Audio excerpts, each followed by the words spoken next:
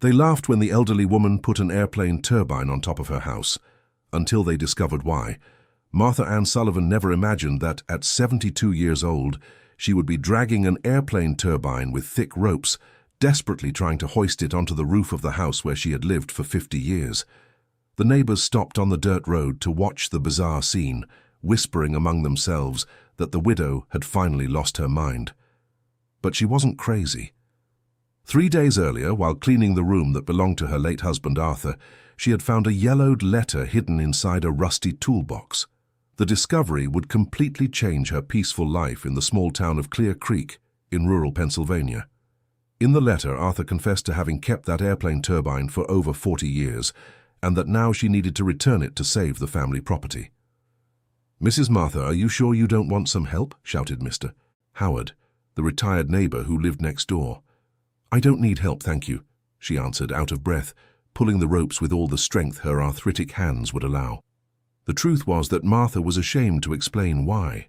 How could she tell anyone that her husband, the most honest man she had ever known, had hidden an airplane part all those years? How could she explain that a company from New York City was now threatening to take the property if she didn't return the equipment in perfect condition? The phone had rung on Monday morning. A cold, professional voice identified himself as Dr. Harrison Thorne, lawyer for Sky Salvage Corp. He said they had records of aircraft parts lost during an accident in 1983, and that a recent investigation had located the items on the Sullivan family property. "So you have 15 days to return the Titan T8 turbine in working condition, or we will begin legal collection proceedings," the man had said, in a tone that left no doubt about his seriousness. Martha nearly fainted when she heard those words. Working condition? How was she supposed to make an airplane turbine work? She didn't even know what it did, let alone how to operate it. After she hung up the phone, she ran to the shed in the back of the property, where Arthur kept his tools and unfinished projects. It was there that she found the turbine covered by a green tarp and gathering dust for decades.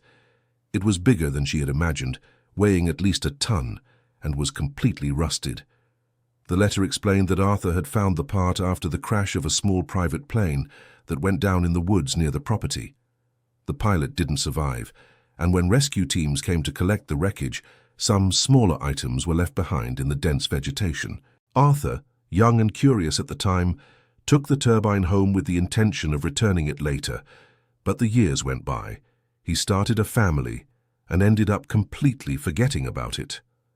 "My dear Martha," the letter said in her husband's shaky handwriting, "if someone ever comes looking for this turbine, you need to return it, but it has to be in working condition or they won't accept it. I kept some manuals under the workbench. Forgive me for never telling you." Manuals. Martha sighed.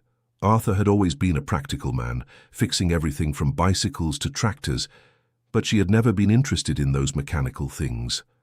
Now she was there, at 72 years old, trying to understand technical diagrams and maintenance procedures for airplane turbines. The first step was getting the turbine out of the shed. Alone, that would be impossible. So one early morning, she tied thick ropes to the equipment and, using a system of pulleys she learned from watching Arthur work, managed to drag the piece to the backyard. The noise woke up the neighborhood dogs, but she kept going, determined.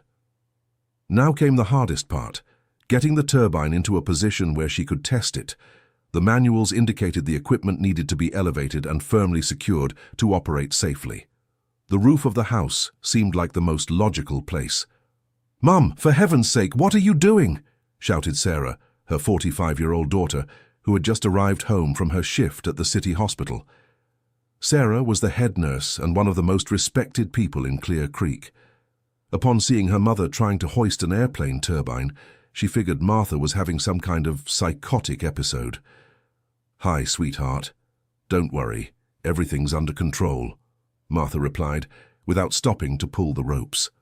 Under control. "Mom, you're trying to put an airplane turbine on the roof of the house. That's not normal." Martha stopped what she was doing and stared at her daughter. How could she explain the whole situation without sounding completely insane? How could she tell her that Sarah's father had kept a secret for so many years? "Sarah, I need you to trust me. I know it seems strange, but I have my reasons." "Reasons? What reasons, Mom? You could get hurt. What if that thing falls on someone? What if... Dear listener, if you're enjoying the story, go ahead and leave a like and especially subscribe to the channel. It really helps us who are just starting out. Now, continuing. The argument was interrupted by a light rain that began to fall. Martha looked at the grey sky and felt a knot in her chest. If the turbine got completely soaked, it could rust even more and become impossible to fix. Sarah, help me cover this thing at least, Martha asked, running to get tarps from the shed. Even though she was annoyed, Sarah helped her mother protect the turbine from the rain. While they adjusted the covering, Martha took the opportunity to tell part of the truth. Your father left this turbine here. Now a company is charging us for it, and if I don't return it working, we're going to lose the house. Dad? What is this story, Mum? Why would he have an airplane turbine? Martha showed the letter to her daughter. Sarah read it carefully, shaking her head in disbelief. I can't believe it. Dad was always so straight, so honest. He was, sweetheart. It was a misunderstanding. He wanted to return it, but he never could. Now it's up to me to sort it out. Sarah folded the letter and looked at her mother with an expression Martha couldn't decipher. Was it pity, disappointment, fear? Mom, this is really complicated. Let's go see a lawyer and explain the situation. I'm sure there's another way to resolve this. No, Sarah, the man was very clear. 15 days to return it working or legal action. But Mom, you don't know anything about turbines. How are you going to make it work? Martha pointed to a stack of technical manuals Arthur had kept. I'm going to learn. That night, after Sarah left, still worried, Martha stayed up late studying the manuals. The technical language was difficult, but she was determined. Little by little, she began to understand the basics of how an airplane turbine worked. The equipment ran on fuel, had several moving parts that needed to be perfectly aligned, and required a series of safety checks before being turned on. It seemed impossible for a woman her age, but Martha had no choice. The next morning, she woke up more determined than ever. She would get the turbine onto the roof of the house, fix it, and make it work. She had to. The property where she raised her children and spent the best years of her life depended on it. The first challenge was lifting the turbine. Martha studied the pulley system Arthur used to raise heavy equipment. It was a slow and exhausting process, but it worked. Little by little, inch by inch, the turbine went up. The neighbors began to gather to watch the spectacle. Some offered help, others just watched out of curiosity. Martha politely refused every offer, but thanked them for their concern. Mrs. Martha is getting a bit senile, commented Mrs. Gladys, the neighbor across the street. Poor thing. Ever since Arthur died, she hasn't been the same, whispered another woman. Martha pretended not to hear the remarks, but each word stung like a knife. She wasn't losing her mind. She was trying to save her home, her dignity, the memory of her husband. When the sun was at its strongest, around 10 in the morning, Martha managed to position the turbine over the roof of the house. Now came the truly difficult part, securing it safely and starting the restoration process.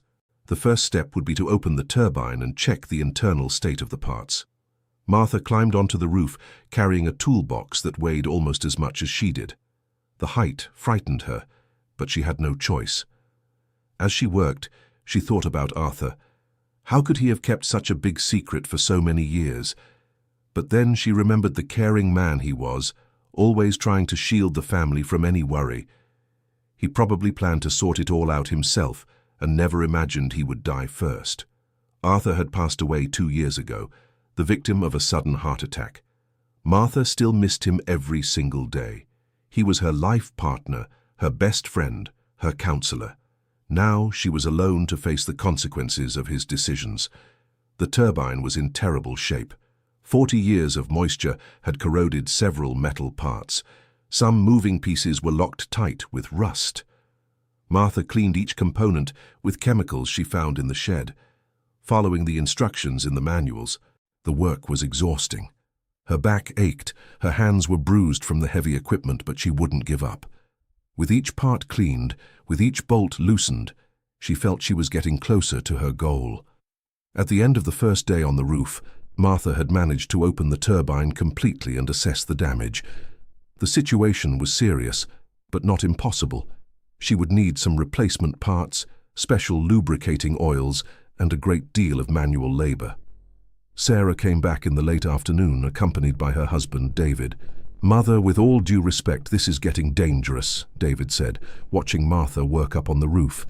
"What if you fall? What if the turbine slips?" "David, I understand your concern, but I have to do this." "Mom, David is right. Let's hire a specialized company. We'll pay them to fix this turbine." Martha climbed down from the roof to talk to the two of them. Her knees trembled with fatigue, but her determination remained unshaken. "Sarah, you two don't understand. We don't have the money to pay specialists. And even if we did, this turbine is too old. I doubt anyone still works with this model. Then let's sell the property and pay off the debt. You can come live with us." Sarah's suggestion struck a nerve with Martha. Sell the property? The house where she raised her children, where she lived the best moments of her life with Arthur? Never. "This house is not for sale, Sarah. This is where I intend to die." "Mom, don't talk like that. It's the truth, sweetheart. This land is all your father left me. I'm not going to hand it over on a silver platter to some company from New York City because of a misunderstanding from 40 years ago." David tried a more practical approach. "Mother, how much time do you have left to return this turbine?" 12 days. 12 days? Mom, that's impossible. Even a professional mechanic couldn't restore a turbine in 12 days. Martha didn't answer. She knew Sarah was right, but she couldn't accept defeat. She went back up to the roof, determined to work into the late hours. That night, a storm hit the region. Strong winds shook the turbine on the roof, making a metallic clatter that echoed throughout the entire house. Martha spent a sleepless night, worried the equipment might fall.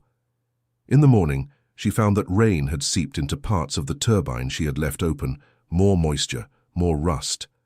The cleaning work she had done the day before was partially lost. "Darn it," Martha muttered, a word she rarely used. It was the 4th day since Dr. Harrison Thorne's call. 11 days left, and she seemed to be moving in the opposite direction of her goal. That was when Mr. Howard, the retired neighbor, approached with a different expression on his face. "Mrs. Martha, may I make a suggestion?" "Of course, Mr. Howard.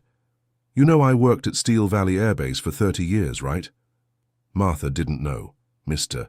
Howard was a quiet neighbor, polite, but they had never talked much about the past. "No, I didn't know that. I worked with aircraft maintenance. I know a thing or two about turbines." Martha's heart raced.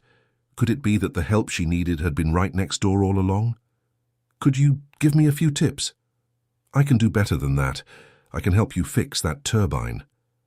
Martha felt tears of relief well up in her eyes. Finally, real hope. "Mr. Howard, I would be so grateful.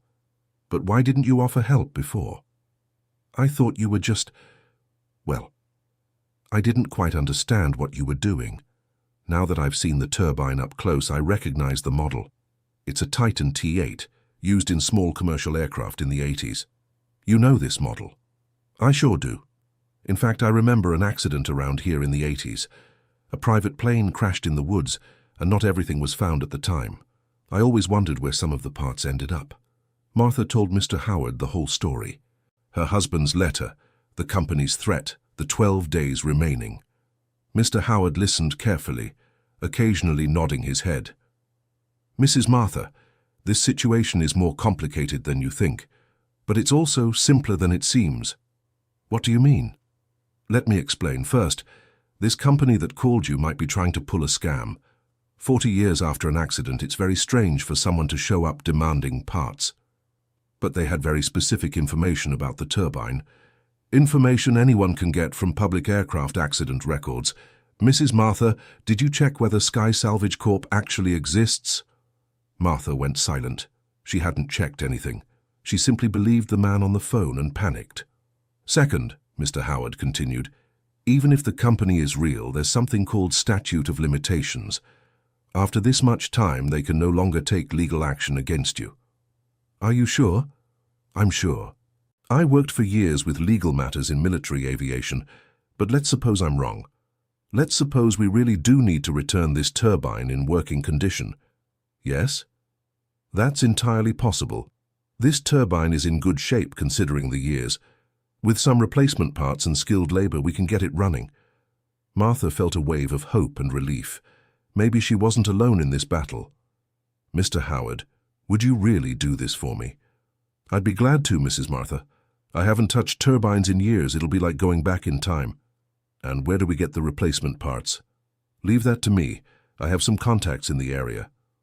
That very same day, Mr. Howard began working with Martha on the turbine. His experience was evident. He quickly identified which parts needed to be replaced, which could be restored, and what the most efficient sequence of work would be. The first thing we're going to do is check the internal structure, Mr. Howard explained, carefully taking apart a section of the turbine. If the main shaft is damaged, then we'll have a serious problem on our hands. And what if it is damaged? Then it really would be impossible. That part doesn't exist on the market anymore. Martha held her breath as Mr. Howard inspected the turbine's most important component. After a few minutes that felt like hours, he smiled. Perfect shaft. It just needs cleaning and lubrication. Dear listener, if you're enjoying the story, take a moment to hit like and especially subscribe to the channel. It really helps us who are just starting out. Now, continuing. With Mr. Howard's help, the work progressed quickly. They worked from dawn until dusk, stopping only for quick meals. Martha learned quickly, and her determination impressed her neighbor. Mrs. Martha, you have a knack for mechanics. Did your husband teach you? No. He always wanted to protect me from these things. He used to say a woman didn't need to get dirty with oil and grease. Well, that's a shame. You have skilled hands and patience. You'd make a great mechanic. The comment made Martha reflect on how many things she could have learned if she hadn't accepted the limitations society imposed on women of her generation. On the 5th day of work, they needed replacement parts that Mr. Howard couldn't find locally. They would need to go to Pittsburgh, where he still had contacts in the aviation field. Mr. Howard, I'm going with you. I want to see where we're getting these parts. The trip to Pittsburgh was an adventure for Martha, who rarely left Clear Creek. Mr. Howard took her to a scrapyard specializing in aviation parts, a place that looked like an aircraft graveyard. The owner, a heavy-set, bearded man named Gus, immediately recognized Mr. Howard. Mr. Howard, long time no see, man. What brings you here? I need some parts for a Titan T8, Gus. It's to help a friend here. Gus looked Martha up and down, clearly curious about an older lady who needed airplane turbine parts. Titan T8? Man, it's been a long time since I've seen a request for that model. Let me see what I have here. While Gus searched for the parts, Martha observed the scrapyard with fascination. There were parts of helicopters, small and large airplanes, disassembled engines, navigation instruments. It was like a museum of American aviation. Found it! Gus shouted, coming back with a box full of metal components. I've got almost everything you need. I just don't have this seal here. That one's going to be harder to find. How much for these parts? Martha asked. For Mr. Howard, I'll do a friend's price, $60 for everything. Martha breathed a sigh of relief. It was a chunk of money, but within what she could afford. And that seal that's missing? Ah, that one's complicated. If I'm not mistaken, only a company in New York City still makes them. But it's expensive. It must cost around $200. $200. Martha felt her stomach sink. It was almost all the money she had saved. Mrs. Martha, said Mr. Howard, noticing her concern, we'll figure something out. Maybe we can improvise something.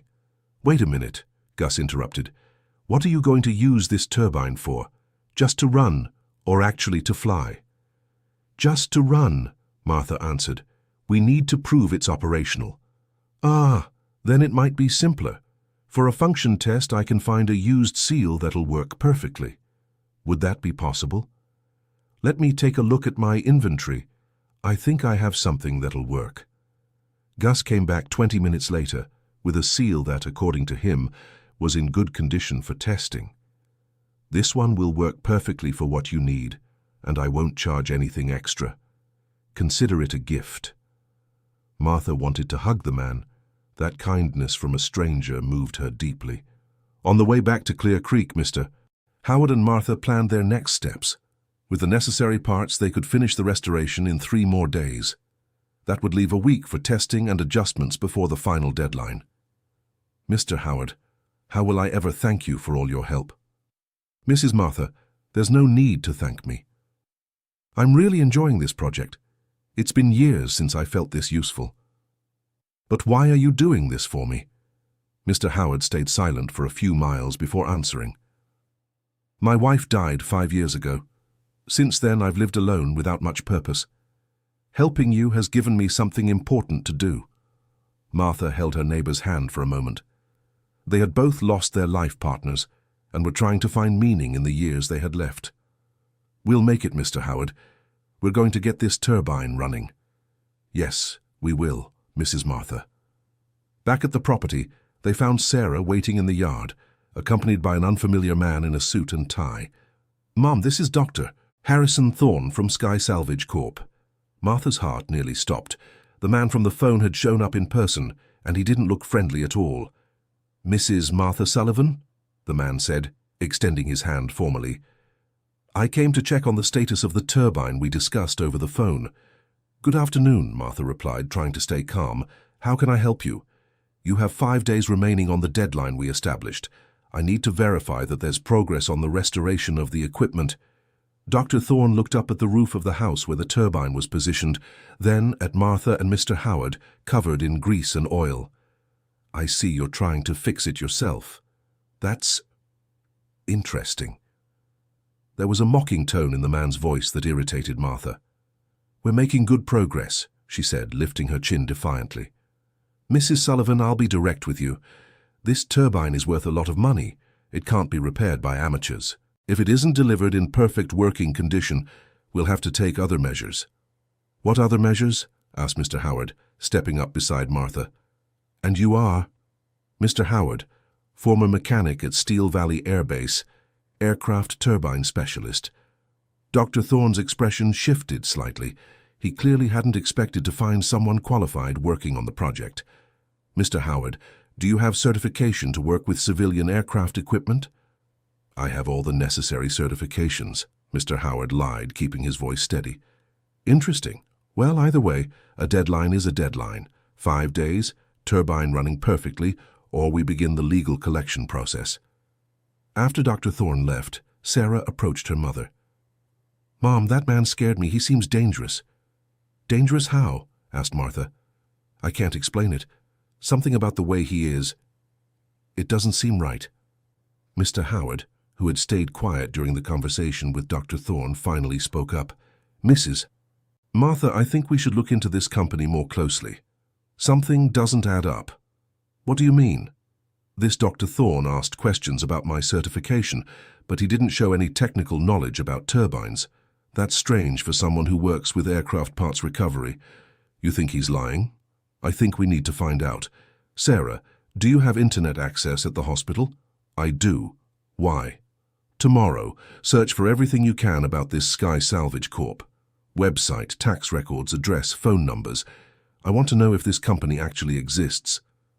And if it doesn't? Then we'll know we're dealing with con artists, Mr. Howard replied.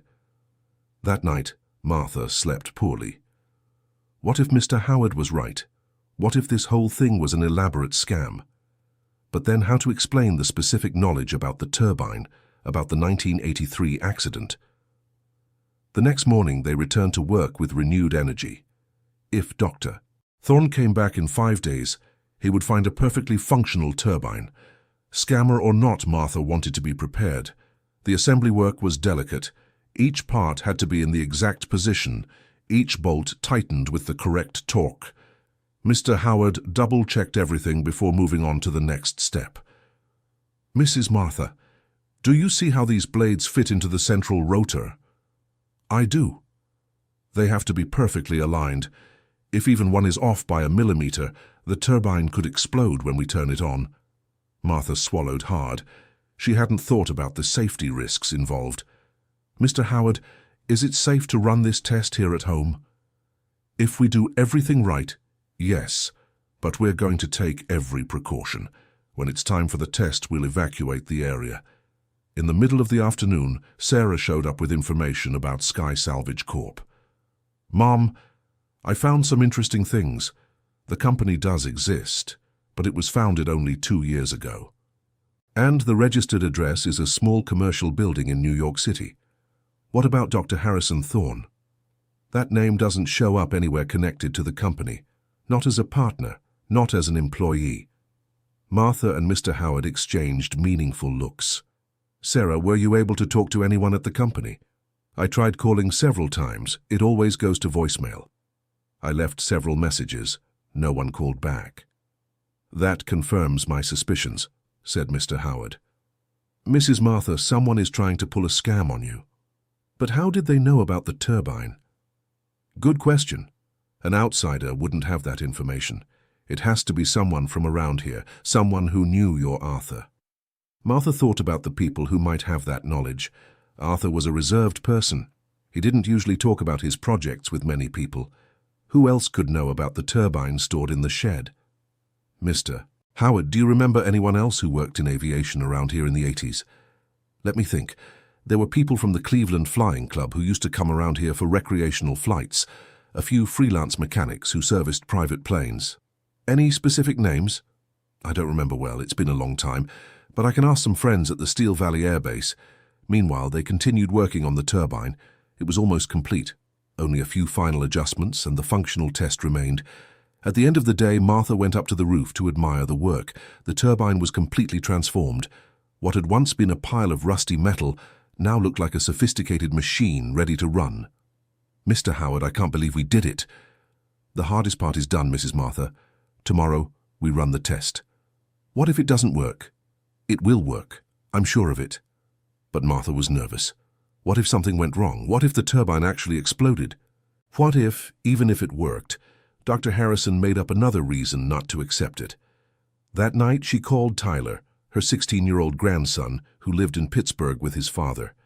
Grandma, I've missed you. How are you? I'm fine, Tyler. I wanted to know if you can come here tomorrow. I'm going to need help with something. Of course, Grandma. What kind of help? It's complicated to explain. Can you come? I sure can. Dad will drop me off early in the morning. Martha didn't tell her grandson about the turbine. She wanted it to be a surprise. And she also knew that if something went wrong during the test, it would be good to have someone young and agile nearby. The next morning, Tyler arrived excited to spend the day with his grandmother. When he saw the airplane turbine on the roof of the house, he nearly fainted from surprise. Grandma, what is that?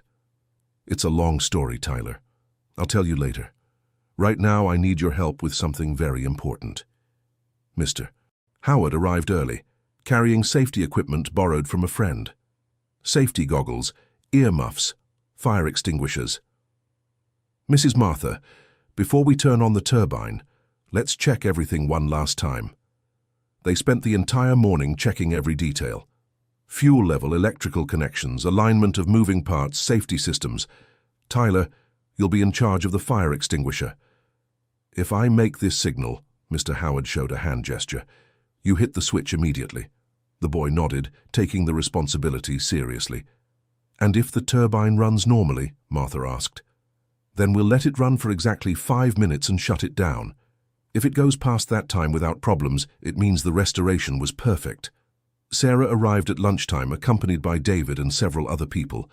News about the turbine test had spread through town, and half the neighbors were there to watch. Mum, are you sure this is safe? Mr. Howard knows what he's doing, dear. What if something goes wrong? It won't go wrong, Martha said, more to convince herself than her daughter. At 2 in the afternoon, everything was ready for the test.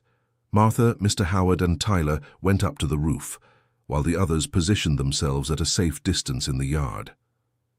Mrs. Martha, would you like to do the honors? Mr. Howard asked, pointing to the ignition button. Me? Of course, it's your turbine, your home, your victory. Martha looked at the red button that would bring to life the machine they had worked on so hard. Her hands trembled with nerves. What if... It's going to work, Grandma, Tyler shouted excitedly. Martha took a deep breath, closed her eyes for a second and pressed the button. For a few seconds, nothing happened. Then a low hum began to grow gradually. The turbine blades began to spin slowly, gaining speed with each second. Within a few minutes, the turbine was running at full power. The sound was deafening, but it was the sound of victory. Martha had done it. At 72 years old, she had restored an airplane turbine with her own hands. The neighbors in the yard cheered and shouted with joy. Even those who had once mocked Martha now admired her. She had proven she was capable of extraordinary things. After 5 minutes, Mr. Howard signaled to shut it down. The turbine gradually slowed until it came to a complete stop. "It worked perfectly," he shouted, hugging Martha. "Mrs. Martha, you did it." Martha cried tears of relief and happiness. She had managed to keep the promise she made to her husband. She had saved her property. She had proven she was still capable of overcoming challenges. Dear listener, if you're enjoying the story, go ahead and leave a like and especially subscribe to the channel. It really helps us who are just starting out. Now, continuing. 3 days later, Dr. Harrison Thorne returned as promised. Martha, Mr. Howard, Sarah, and Tyler were waiting for him in the yard. "Mrs. Sullivan, I hope you have good news for me." "I do. The turbine is running perfectly." Dr. Harrison looked up at the roof with a skeptical expression. "I'll need a demonstration." "No problem." Martha, now much more confident, went up to the roof and started the turbine. Once again, the machine ran perfectly for 5 full minutes. When she came down, she found Dr. Harrison with a very different expression. He looked nervous, almost frightened. "Well, this is unexpected." "Why?" Mr. Howard asked. "You fulfilled exactly what was requested, ma'am." "Yes, but I didn't actually expect you to pull it off." "Dr. Harrison," Sarah said, "we'd like to clear up some things about your company. We did some research." The man became visibly uncomfortable. "What kind of research?" "Sky Salvage Corp. New company, simple business address, no employee named Harrison Thorne." Dangan, explain that. Can you also explain how you found out about the turbine stored in my husband's shed?" Dr. Harrison looked around as if searching for a way out. He was clearly cornered. "You don't understand. I really need this turbine." "Why?" Martha asked. Because my father was the pilot of the plane that crashed in 1983. The group fell silent, taking in this unexpected revelation. "Your father?" "Captain Harrison Thorne. He was transporting medical equipment to a hospital in Cleveland when he lost control of the aircraft. He died in the crash." "And what does that have to do with our turbine?" asked Mr. Howard. "This turbine, it's not just any part. It's the only physical keepsake I have left of my father's plane. When I found out someone in the area had kept it, I had to get it back." Martha felt a pang of sympathy for the man, but she was still confused. "Why didn't you explain that from the start? Why did you lie about the company, about the lawsuit?" "Because I tried going through official channels first. I contacted you 2 years ago, right after my father died. I explained the situation. I offered money for the turbine. You didn't even respond to the letters." "What letters?" "We never received any letters." "I sent 3 registered letters to this property. They all came back marked as refused by the recipient." Martha was thoughtful. 2 years ago, Arthur was already very sick. It was possible that he had received the letters and hadn't told her, trying to protect her from the truth about the turbine. "Dr. Harrison, or whatever your real name is, my husband died 2 years ago. It's possible he received your letters and didn't tell me. When the letters came back, I was desperate. I created Sky Salvage as a way to pressure you into seeing me. I know it was wrong, but it was my only keepsake from my father." Sarah, who had remained silent, finally spoke. "If it's just a sentimental matter, why didn't you explain that from the beginning? My mother is a reasonable person." "Because I thought you wouldn't take me seriously. Rich people always get what they want when they pressure simple folks." "Rich?" Martha almost laughed.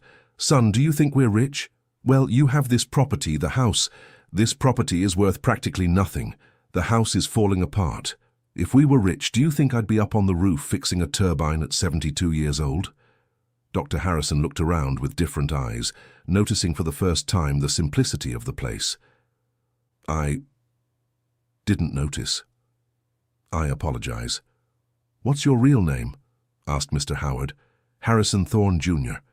I'm a lawyer in New York City, but this turbine story has been consuming me for years." "And the Sky Salvage Company?" It exists, but it's just a registration I created to give legitimacy to my claim. I've never provided any service through it." Martha looked at the turbine on the roof, then at Harrison Jr. She saw in the man's face the same pain she felt over the loss of her husband. "Harrison, what was your father's name again?" "Captain Harrison Thorne." "Mr. Howard, do you remember that accident in 1983? "I vaguely remember. It made the news in the papers at the time. The pilot was doing a humanitarian transport, if I recall correctly." "That's right," confirmed Harrison Jr. "My father was a commercial pilot, but on weekends he made free flights to take medicine and equipment to hospitals in the countryside." Martha felt her heart tighten. Harrison's father was a hero, and her husband had kept a piece of his final mission. "Harrison, have a seat," said Martha, pointing to a plastic chair in the yard. The man obeyed, clearly emotional. "I'm going to tell you something that might comfort you. My husband, Arthur, was a mechanic here in the region. When he heard about your father's accident, he volunteered to help with the search." "Really?" "Yes. He spent 3 days in the woods searching for wreckage. He was the one who found your father and made the call for the rescue team." Harrison Jr. began to cry. For the first time in years, he was learning details about his father's final moments. "Arthur never told anyone about it. Not even me," Martha continued. "I only found out by reading his journals after he died. He was deeply impressed by your father's courage." "His journals?" "Yes. Arthur used to write down important things in a notebook. It's stored in there if you'd like to see it." Martha went inside and came back with a hardcover notebook, yellowed with age. She flipped through it until she found the September 1983 pages. "Today I helped rescue the pilot who crashed in the woods," she read aloud. "Brave man. He was taking medicine to a hospital in Cleveland. He died doing good. I kept a piece of the plane. Maybe someday the family will want it as a memento." Harrison Jr. was openly sobbing now. "Your husband, did he know that this turbine was important to the family?"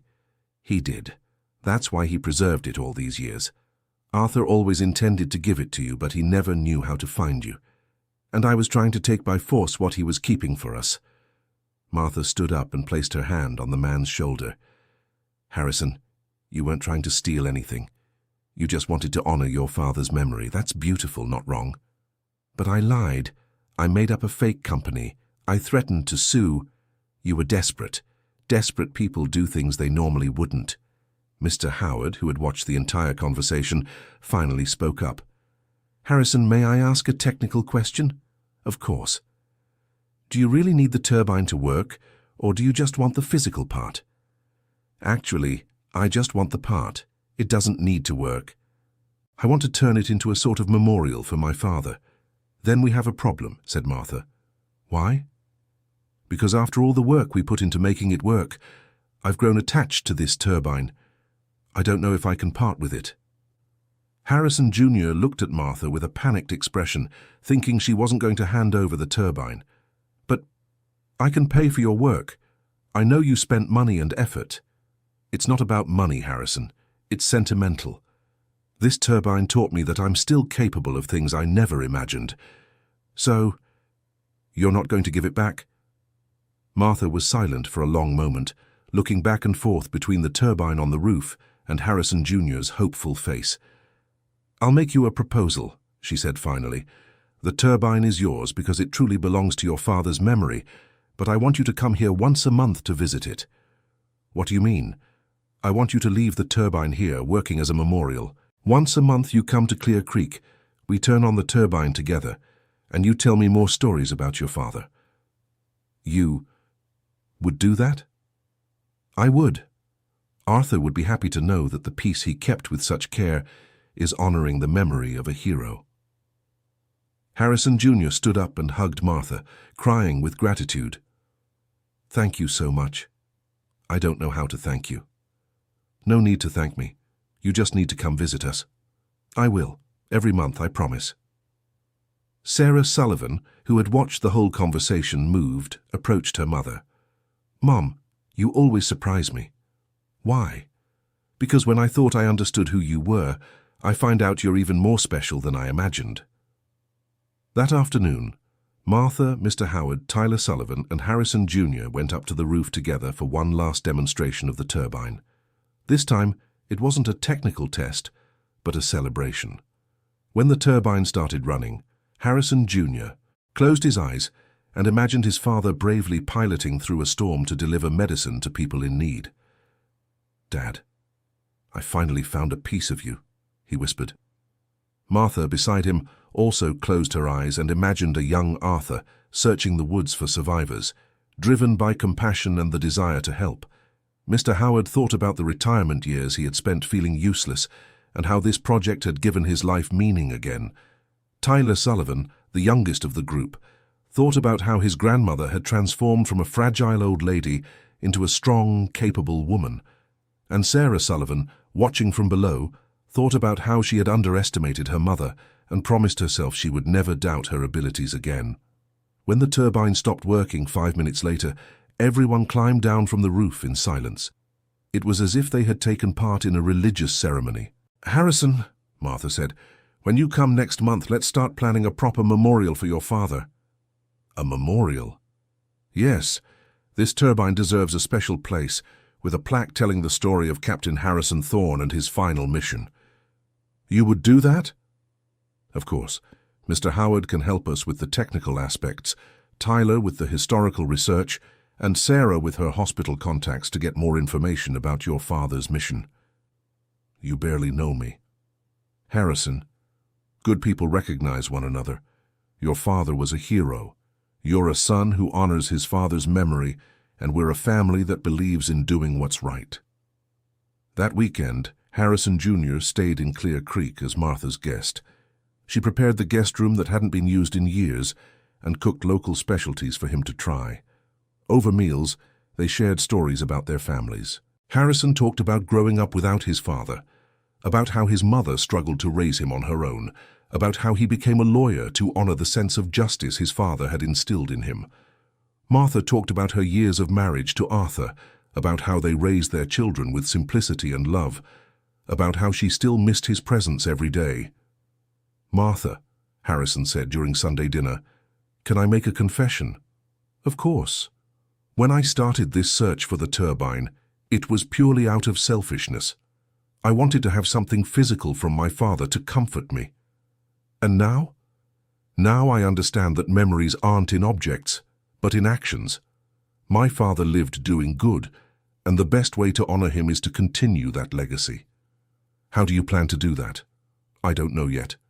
But I want to find a way to use my profession to help people like you." "People like us?" "Simple, honest people who are sometimes taken advantage of by those with more resources or knowledge." Martha smiled. It was exactly the kind of attitude Arthur would have approved of. On Monday, as Harrison Jr. was getting ready to return to New York City, he made an unexpected proposal. "Martha, can I make a suggestion?" "Of course." "How about we turn this property into a kind of regional aviation museum?" "A museum?" "Yes, with the turbine as the centerpiece, but also with the history of other crashes and rescues in the region. I'm sure there are many interesting stories around here." "Would that be possible?" "Absolutely. I can help with the legal aspects, Mr. Howard, with the technical information, and you all with the local knowledge. But wouldn't that cost a lot of money? There are cultural incentive programs that can fund projects like this. Leave it to me, I'll look into it." The idea excited the whole family. Tyler was put in charge of researching other aviation accidents in the region, Sarah of mapping out possible partnerships with hospitals and schools, and Mr. Howard of creating an inventory of parts and equipment that could become part of the collection. Martha was responsible for the most important part, convincing the Clear Creek community to support the project. Over the following weeks, she visited every neighbor, every shopkeeper, every family in town to explain the museum idea. To her surprise, the reception was very positive. "Mrs. Martha," said the owner of the local bakery, "this turbine story is already attracting curious visitors from other towns. A museum would be great for business around here." "That's true," confirmed the gas station owner. Last week, people came from Cleveland just to see the turbine working. The project began to take on a life of its own. The mayor of Clear Creek heard about the initiative and offered official support. The city government could donate a piece of land near Martha's property for the construction of the museum. Harrison Jr., keeping his promise, returned the following month with good news. She had gotten approval for a cultural project that would fund the museum's construction and its maintenance for 3 years. Martha, you can't imagine the interest this project has sparked in New York City. Several aviation companies want to sponsor it. Really? Really. And there's more. A documentary filmmaker wants to make a film about this whole story. A film? About you, about the turbine, about my father, about how ordinary people can do extraordinary things. Martha turned red with embarrassment. She didn't consider herself film material. Harrison, I don't think my story is all that interesting. It is, Martha. A 72-year-old widow who restores an airplane turbine to save her house. That's extraordinary. But I didn't save my house alone. Mr. Howard helped me, Sarah supported me, Tyler encouraged me. Exactly. It's a story about community, about how people can come together to overcome challenges. The documentary was filmed over 3 months. The director, a young man from New York City named Simon, fell in love with the simplicity of Clear Creek and ended up spending entire seasons in town. He interviewed everyone involved in the story: Martha, Mr. Howard, Sarah, Tyler, Harrison Jr., and also neighbors and community members who had followed the events as they unfolded. The turbine on the roof of the house became the documentary's visual symbol. Simon filmed several sequences of it running, always with Martha at the controls. "Mrs. Martha," he said during one of the recordings, "do you realize you've become something of a local heroine?" "A heroine? What nonsense! I just did what needed to be done." But that's exactly the point. Real heroism isn't about superpowers or grand gestures. It's about ordinary people doing what needs to be done, even when it's hard. The documentary, titled Mrs. Martha's Turbine, premiered at the movie theater in Cleveland before heading to festivals. The premiere screening was packed, with people coming from several towns in the region. Martha, who had never been in a movie theater, was moved to see herself on the big screen. But she was even more moved by the audience's reaction, who applauded and cried during the most touching scenes. After the film, the museum project gained even more support. Donations came in from all over the country, people sent letters of encouragement, and student groups began scheduling visits to the property to see the famous turbine. Construction of the Clear Creek Flight Heritage Museum began 6 months after the documentary's premiere. The building was erected on a plot of land next to Martha's property, connected to her house by a covered walkway.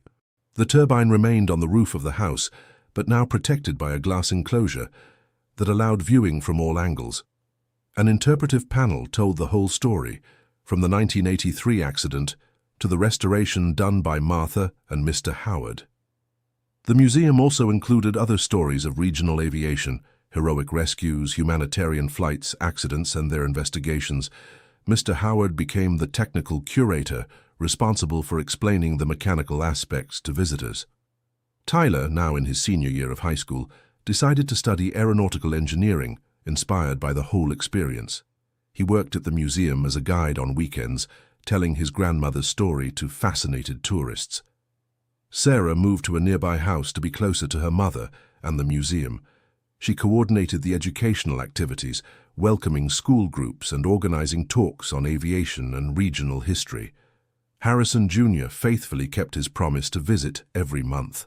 His visits became small events, always ending with a demonstration of the turbine running. He brought several photographs and documents from his father that were added to the museum's collection. "Martha," he said during one of these visits, "my father would be proud to know that his last mission inspired all of this." "Arthur would be proud too," Martha replied. "He always believed that small actions could have big consequences." 2 years after the museum opened, it had already welcomed over 50,000 visitors. Clear Creek had transformed from a tiny forgotten town into a benchmark for cultural tourism in rural Pennsylvania. Martha, now 74 years old, still lived in the same house, but her life had changed completely. She was recognized on the streets, received invitations to give talks, and had become a kind of symbol of resilience. But what made her most proud was the impact the museum had on the local community. Several young people became interested in technical careers after their visits. Small businesses sprang up to serve the tourists, and the town gained a strong cultural identity. Mr. Howard, now 78, had found a new reason to live. He welcomed groups of visitors every day, enthusiastically explaining how turbines, propellers, and other aircraft equipment worked. "Mrs. Martha," he said during a particularly busy afternoon at the museum, "who would have thought that fixing a turbine on your rooftop would change so many people's lives?" "Arthur would have," Martha replied, smiling. "He always said there are no coincidences, only opportunities disguised as problems."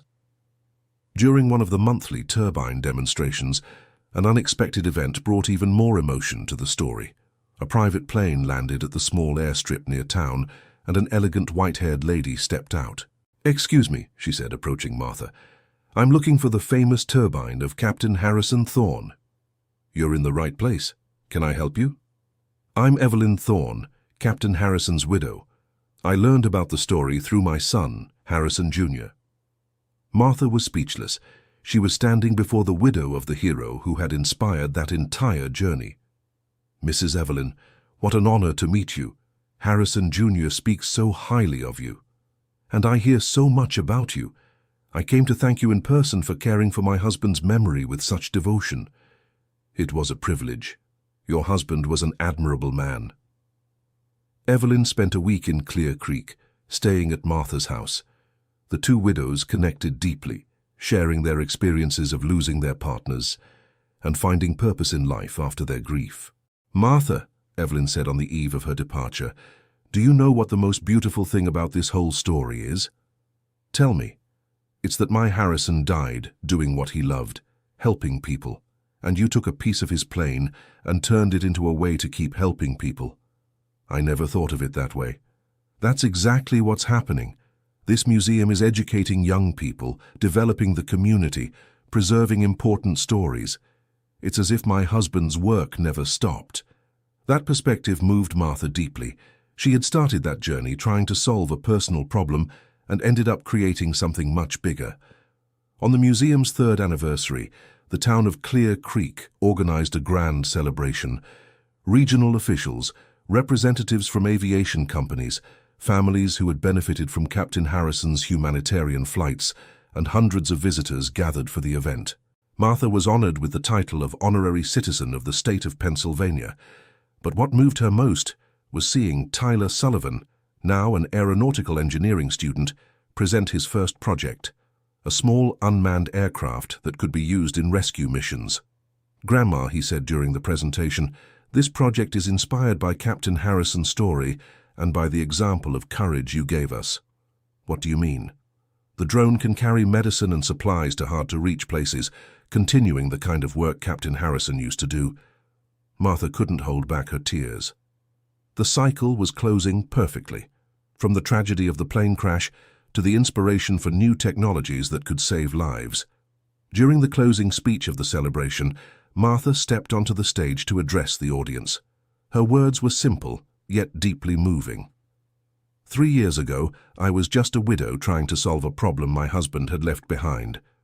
Today I stand here surrounded by new friends, watching our city transformed, seeing young people inspired to do good. I learned that it's never too late to discover what we're capable of. I learned that problems can become opportunities if we have the courage to face them. And I learned that small actions done with love and determination can have far greater consequences than we ever imagine. I dedicate all of this to the memory of my Arthur, who taught me that doing the right thing isn't always easy, but it's always worth it, and to the memory of Captain Harrison Thorne, who showed us that there are people willing to risk their own lives to help others. May this museum continue to inspire future generations to be brave, generous, and determined. May the turbine on my rooftop continue to remind everyone that there are no limits to what we can achieve when we have noble purposes. After the speech, Martha, Mr. Howard, Sarah, Tyler, Harrison Jr., and Evelyn climbed together to the rooftop for a special demonstration of the turbine. It was the first time all the key figures of the story were gathered for the monthly ritual. When Martha pressed the ignition button, the turbine began to run with its characteristic roar. But this time the sound seemed different, more melodic, more meaningful.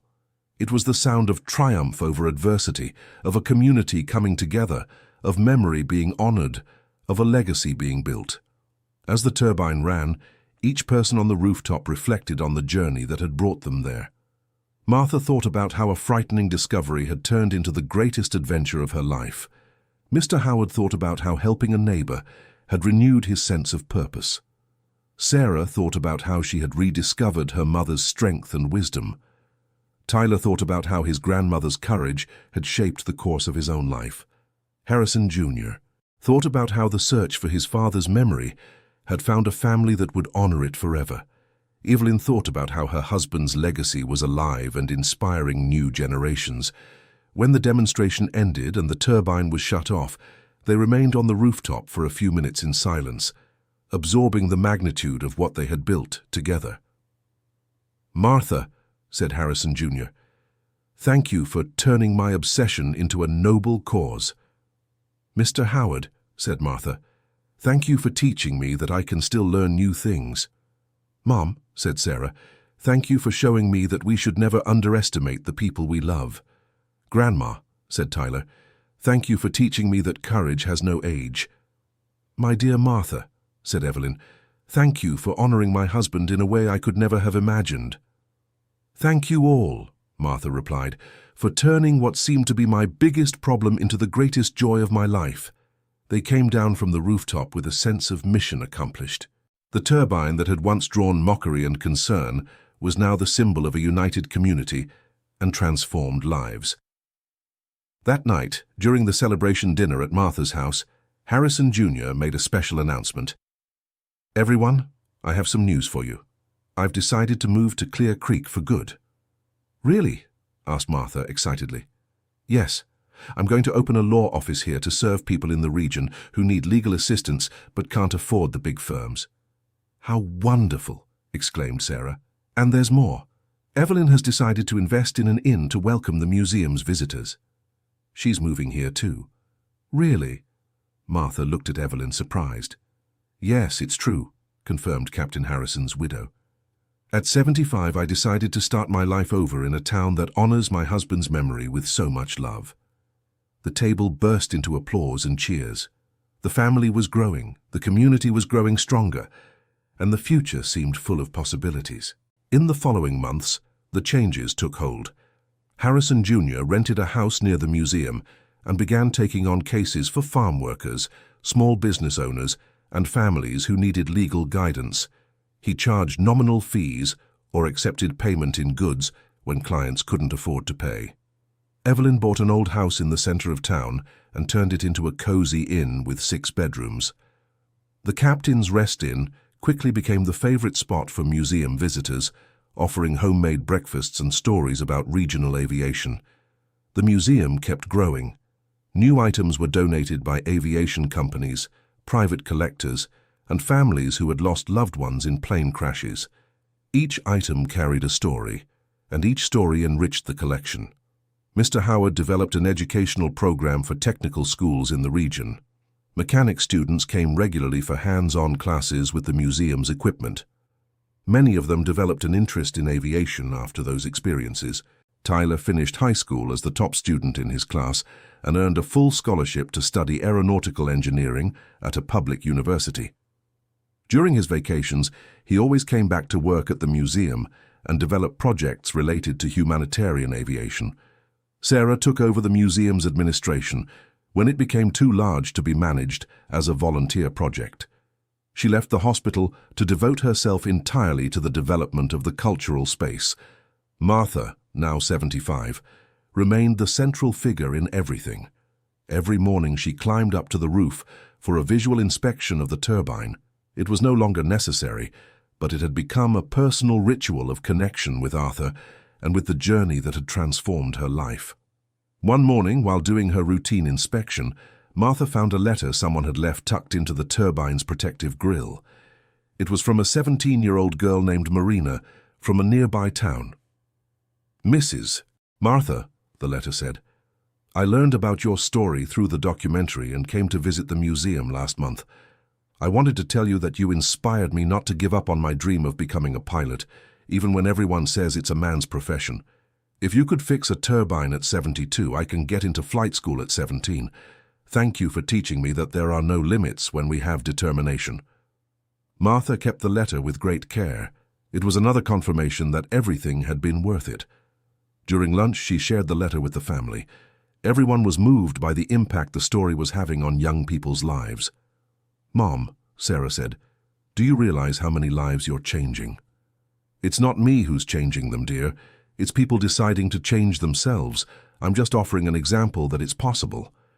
"But what an example," exclaimed Tyler, who was home for vacation. "Grandma, last week a professor at the university used your story as an example in a class on persistence and innovation." "Really?" "Yes. He said you represent the best of the American character: creativity, determination, and solidarity." Martha turned red with embarrassment, as she always did when she received praise. That afternoon, an unexpected visitor arrived. An official car pulled up in front of the house, and a man in military uniform stepped out. "Mrs. Martha Sullivan?" he asked, approaching respectfully. "That's me. I'm Colonel Carlos Mendana, commander of Steel Valley Air Base. I came to invite you to a special ceremony." "What kind of ceremony?"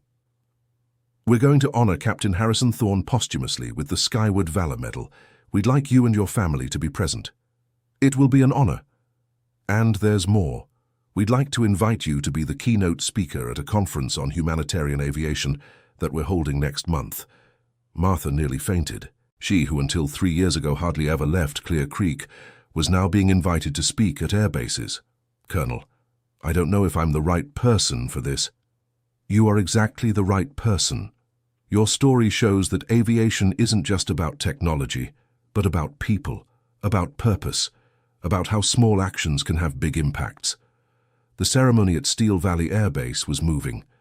Evelyn received the medal on behalf of her late husband, while Martha, Mr. Howard, and the whole family watched from the front row.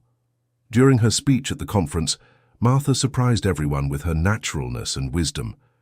"Distinguished officers, when I started fixing a turbine on the roof of my house, a lot of people thought I was going crazy, and maybe I was. Crazy enough to prove I was still capable, crazy enough to honor my husband's memory, crazy enough not to give up on my dreams. I discovered that madness, when driven by noble purposes, can be the sanest thing in the world. I discovered that age is just a number when we have determination. I discovered that we don't need great resources when we have great motivations. You, who have dedicated your lives to aviation, know that flying is about overcoming gravity. I learned that overcoming gravity isn't just a physical matter, but also an emotional and spiritual one. We can fly when we decide that our problems won't keep us on the ground. Captain Harrison Thorne flew bringing hope to people in need. Today, through the museum we created in his memory, we continue to bring hope, only to future generations.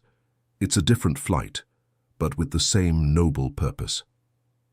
The auditorium, packed with officers and aviation professionals, rose in a warm ovation. Martha had touched experienced hearts with her simplicity and depth. After the lecture, several pilots approached to share their own stories of humanitarian flights, inspired by Captain Harrison's example and Martha's determination. A young pilot said, "Mrs. Martha, I started doing free flights to deliver medicine to rural areas after learning about your story.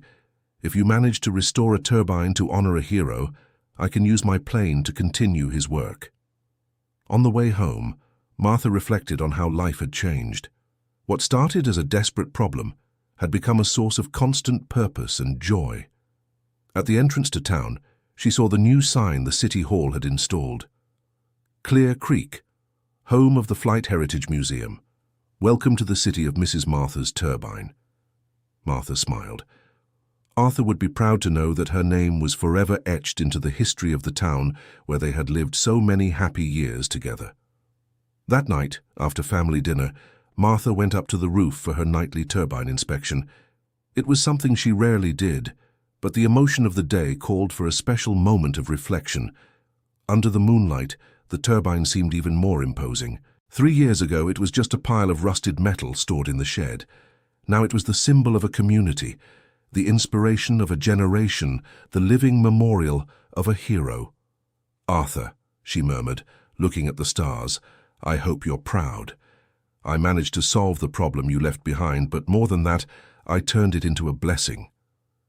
A gentle breeze swayed the ropes that were once used to hoist the turbine. Martha had kept them as decoration, a reminder of the days of struggle and determination. "Captain Harrison," she said, addressing the stars as well, "your last mission didn't end with the accident. It continued through this turbine, through this museum, through all the lives that are being inspired by your courage." Martha climbed down from the roof with a peaceful heart. She had fulfilled her mission, she had honored her husband, she had served her community. At 75, she could say that her life had made a difference. In her room before going to sleep, she opened the little drawer of the nightstand where she kept her most precious things. There were Arthur's original letter, some photographs of Captain Harrison, letters from museum visitors, and news stories about her story. But the most valuable item was a small turbine bolt that Mr. Howard had given her as a keepsake. "This bolt held the turbine together for 40 years, he had said. "Now it's going to hold your memories forever." Martha fell asleep holding the bolt, thinking about how small objects can carry great meanings when wrapped in stories of love, courage, and determination. End of story. So, what did you think of this story of perseverance and determination? Tell us in the comments which part moved you the most. If you know a similar story of people who overcame great challenges in their later years, share it too. And don't forget to leave your like and subscribe to the channel so you don't miss other inspiring stories like this one. Your participation is very important to us.